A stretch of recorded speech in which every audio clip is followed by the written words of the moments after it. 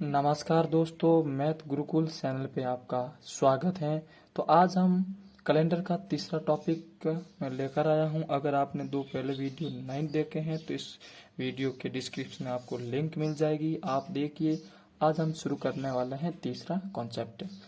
तो हम जहां तक पहुंच गए थे, महीनों के नाम मैंने लिखवा दिए थे। अब हम देखते हैं कि साधारण वर्ष के कोड क्या होते हैं और लीप वर्ष के कोड क्या होते हैं, ताकि हम क्वेश्चन करने में हमारे को आसानी मिले। तो हम सबसे पहले क्या लिखेंगे? सबसे पहले आपके सामने महीने, जैसे जनवरी या 1 2 3 4 5 6 7 8 9 10 11 और 12। ये हमारे क्या हो गए? 12 महीने हो गए। तो अब हम साधारण वर्ष क्या लिखेंगे? साधारण वर्ष। साधारण अब साधारण वर्ष के कोड क्या है वो आपको मैं लिखा दूं। आपको याद करने हैं 633, 614, 625, 835। तो सबसे पहले हम क्या लिखेंगे? साधारण वर्ष के तो 733,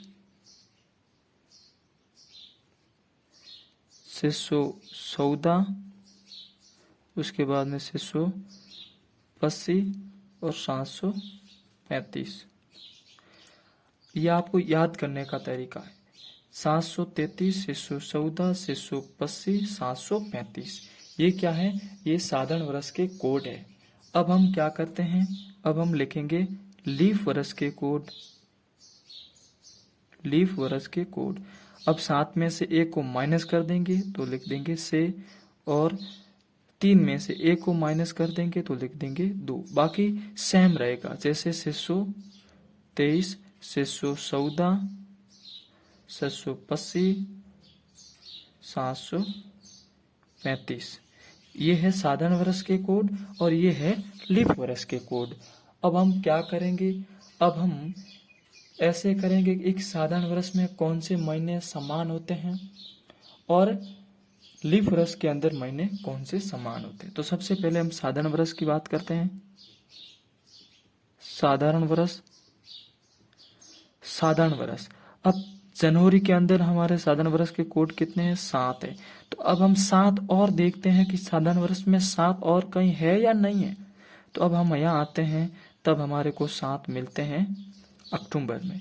तो आपको ध्यान रखना, जनवरी प्लस अक्टूबर। अक्टूबर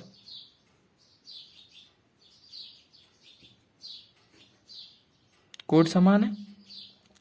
जनवरी के अंदर 7 है और अक्टूबर के अंदर 7 है। इसका अर्थ क्या कि साधारण वर्ष में जो जनवरी के अंदर तारीख यानी जो वार होगा, और वो भी अक्टूबर के अंदर होगा। जैसे मैं लिखवा देता हूं, 2 जनवरी को, ये साधारण वर्ष की बात कर रहा हूं मैं, 2 जनवरी को मंगलवार है। तो आपको ध्यान रखना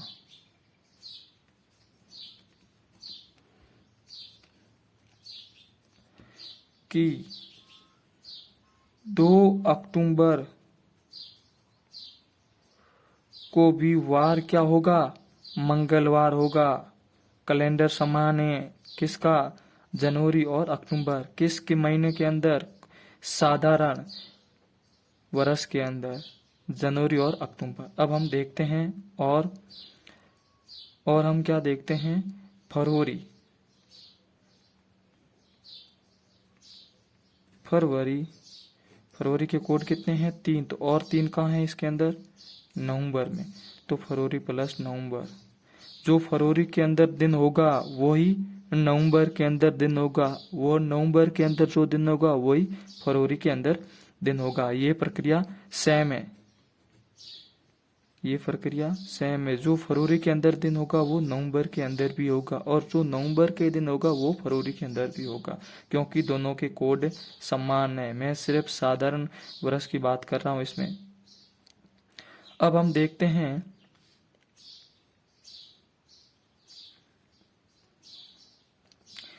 इसमें कोड 3 मार्च भी समान है। मार्च का लिखना, मार्च भी है क्योंकि 3 फरवरी में भी है, मार्च में भी है और नवंबर में, तीनों महीने समान है। फरवरी के अंदर जो दिन होगा नवंबर में और मार्च में कैलेंडर में तीनों समान है। ये आप देख लेना कैलेंडर के अंदर। जो इसमें 16 तारीख को मंगलवार है तो इसमें भी 16 तारीख को मंगलवार है और इसमें भी 16 तारीख को मंगलवार है, ध्यान रखना। अब हम देखते हैं अब अप्रैल। अप्रैल के कोड कितने हैं? 4 है, सॉरी 6 है, 6 तो से और कहाँ है? और जुलाई में, तो अप्रैल प्लस जुलाई, जो दिन अप्रैल के अंदर होगा वो भी दिन कहाँ होगा? जुलाई के अंदर। ये साधारण वर्ष में बात हो रही है। जो दिन अप्रैल में होगा वो भी जुलाई के अंदर होगा, ध्यान रखना। अब हम सितंबर के अंदर कोड कितने हैं? 5। तो दिसंबर में कितने हैं? 5। तो सितंबर प्लस दिसंबर। जो दिन दिसंबर में होगा वो सितंबर में होगा, जो सितंबर में होगा वो दिसंबर में होगा, ध्यान रखना। ये साधारण वर्ष के अंदर नियम है। जैसे 1 सितंबर साधारण वर्ष 1 सितंबर 2019 को मंगलवार है तो 1 दिसंबर 2019 को भी मंगलवार होगा। ये साधारण वर्ष का नियम है। अब हम देखते हैं, ये हो गया। अब हम देखते हैं यदि लीप वर्ष में कैलेंडर के महीने कौन से समान है, किस प्रकार के हैं, वो भी आपके सामने अभी मैं करवा देता हूं।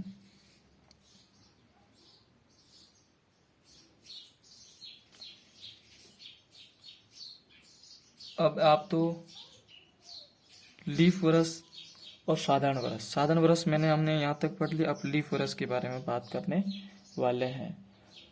तो लीप वर्ष का टॉपिक आपको अगले वीडियो के अंदर मिलेगा, क्योंकि वीडियो लंबी हो जाएगी इस वजह से। और अगर आपने जो पहले टॉपिक 2 नहीं देखे हैं तो इस वीडियो की डिस्क्रिप्शन में आपको मिल जाएगी। आप ही सीखिए और कंपटीशन की करें तैयारी घर बैठे। मिलते हैं अगले वीडियो के साथ।